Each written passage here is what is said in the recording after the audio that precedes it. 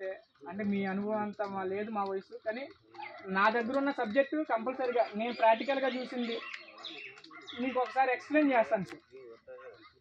ఎవరికైనా డౌట్స్ ఉంటాయి అంటే నేను చెప్పిన సబ్జెక్ట్ అర్థం కాకపోతే మీకు డౌట్స్ లేనట్టే, అర్థమైతే డౌట్స్ ఉన్నట్టు.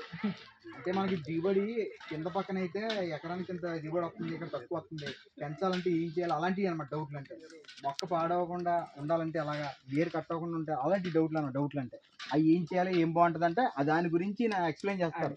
చిన్న మొక్క నుంచి ఇప్పుడు ఈయన అన్నారు ఈ ఎలకేదో కొట్టేస్తుందని, ఆ కొడుతుందండి ఏం చేయాలంటే అంటే ఇప్పుడు సమాధానం చెప్తారనమాట. మీరు అడగండి ఎలాంటి డౌట్ ఏదైనా సరే. ఇక్కడ చదువుకున్న వాళ్ళు కూడా చాలా మంది ఉన్నారు.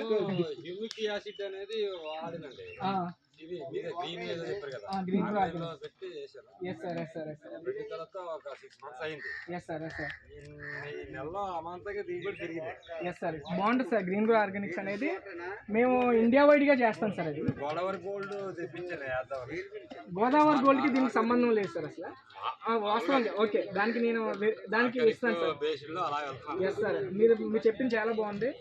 ఒక్కసారి అది ఆపేసి, లేదంటే అదొక పక్క మందొక పక్క వేయండి.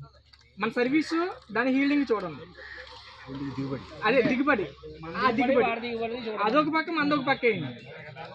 నేను ఎక్కువ మాటలు చెప్పిన మన రిజల్ట్స్తో నేను మాట్లాడతాను సార్. తర్వాత సార్ మనకి ఇంకో విషయం ఏంటంటే, ఒకసారి అయినా